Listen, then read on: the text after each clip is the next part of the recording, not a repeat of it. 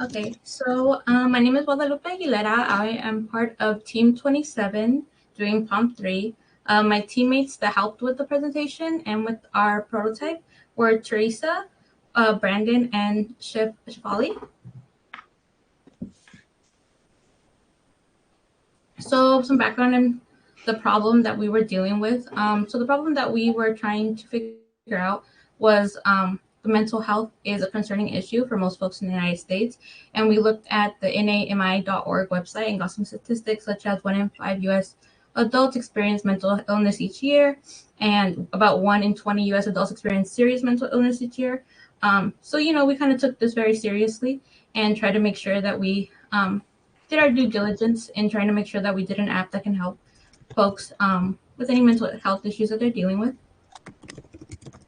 So our goals for this project were to integrate some AI therapists offering specialized support and education for a diverse user demographic, encourage regular mental health self-checks and exercises to enhance well-being, and that in tune would encourage consistent use and habit building, and also develop a monetization strategy in line with the app's appeal to the United States.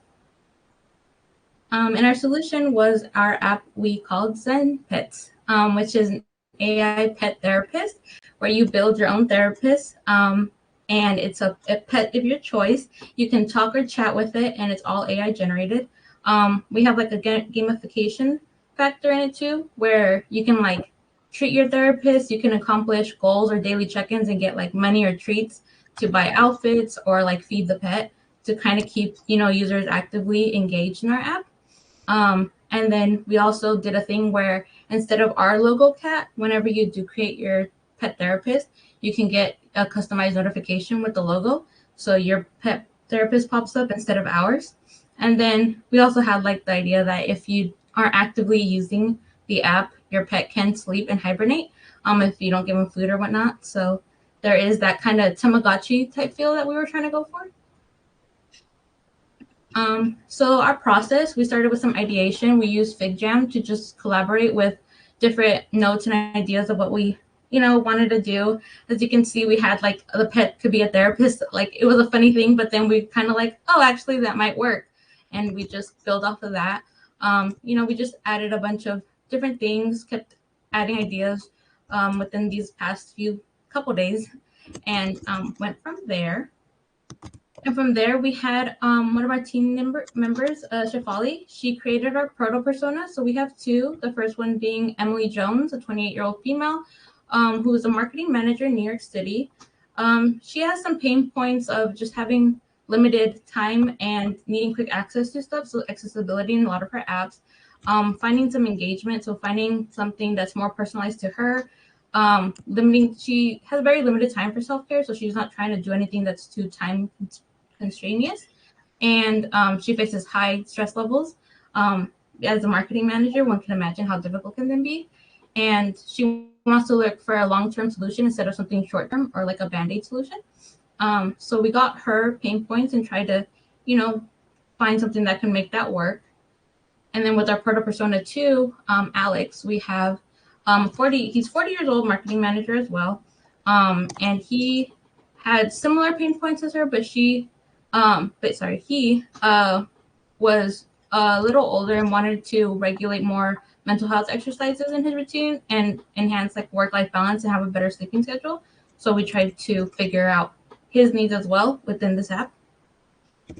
And from then we had our team member Brandon. He compared 5 mental health apps: Finch, Happify, WYSA, I think that's what it is, Sodic, My Possible Self, and then our teams. And he did a comparison to see who had free services, who were subscription-based, who had daily check-ins, which one had community-based exercises, companions, and AI chat. And our team ended up checking all of them except for 2 of them. But as you can see, a lot of them kind of compared the ones that were more similar to ours, which were Finch and Happify, compared very similarly to us. From there, we had Pierina. She did 2 polls on Instagram to see how people felt about talking and texting to AI for mental health therapy. We got some interesting numbers. A lot of people seemed like they would prefer talking to them instead of texting them. So we were kind of surprised by that, but then it ended up making sense. We were kind of discussing about it. From there, Brandon looked up the mental health apps and saw that the price for mental health apps range from $9.99 to $19.99 a month. So as a team, we collectively figured out we should have a free plan, which is the basic plan, and a freemium model where you can, remove ads, buy extra stuff, add more pets, and have different breeds, and continue that. And we also wanted to have a subscription that would be reduced. So it'd be like the freemium model, but for low income folks or students who can't really afford that. And we were thinking of doing $12.99 a month or $125 annually for the freemium, and then obviously the free plan. Then I created some user flows. So I did a user flow for first-time users, a user flow for our therapy session, user flow for the gamification of the app, and then for our daily tasks and goals. And throughout each user flow, we just kind of did what we would do and added notes into what we would include for each part of the app. And from there, Shefali and Brandon were working on our branding. So they were able to find our pet logo. We used our typeface, Quicksand, and Lotto. And we were able to find like those apps. That typeface, so we can make our app look very like peaceful and I guess like very therapy-like. And then from there, we got our primary and secondary and tertiary colors. So our our color scheme, and also our buttons, our default buttons, our disabled buttons. We just kept it simple with a few of them, so we wouldn't overwhelm the user too much. And then we were trying to think about how we can make our app accessible. So we checked our color scheme to make sure it was AA leveled, approved to make sure the users would be able to see it. We also made sure our typeface was legible. We provided the option for low-income folks and students to make sure that most people can use it, especially those in need, because I feel like those are some folks that need it most. And then we also used universal language and images to try to keep things simple as well. And from there, we just created some lo-fi fidelity wireframes. And we worked on this as a team. We all collaborated with this, working on it together on Figma. And then here is our prototype.